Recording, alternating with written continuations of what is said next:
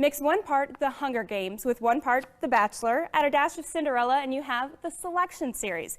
The Heir is the 4th installment. Best-selling author Kiera Cass is here to tell us what it's about. Good morning to you, Kiera.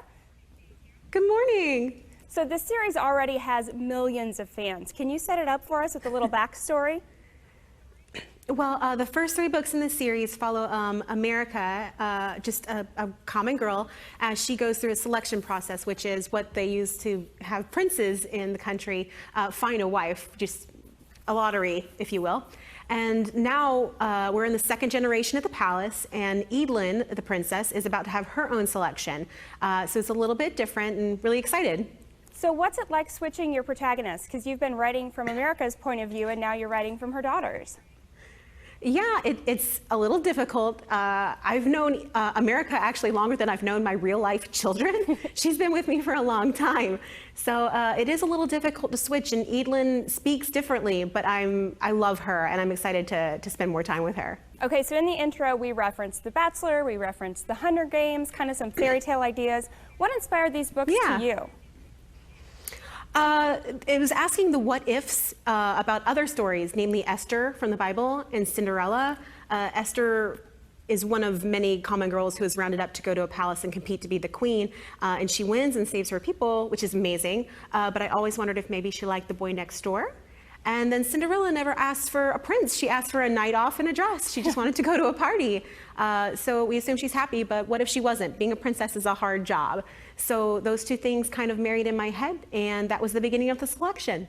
So technically these are young adult books, but do you find you're gaining fans all across the ages? I do. What makes me so happy is when I see a teenager come in and she's brought her mom and she's brought her grandma, or she's talked her brother into it, and the dads are coming too, and I love it. It just makes me so happy that it kind of ends up almost being a family thing. That's just the best. I love that. What plans do you have for future books? Because we've had 3 books with America, and now we have this first one with Evelyn, so what comes next?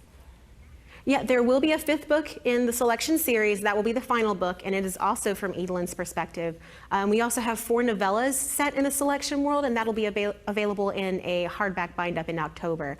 But I am under contract for more books, so I'm definitely keeping on writing. And not just books. It sounds like the first book in the series could be headed to the big screen. So what are your thoughts on that?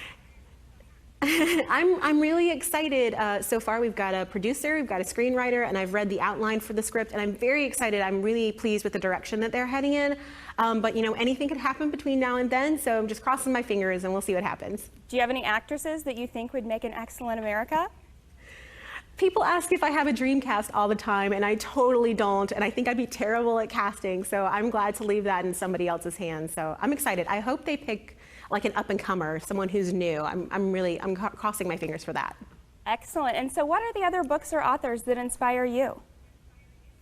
Oh my goodness, I don't know about style-wise, but I really would love to meet Stephanie Meyer and give her a high five.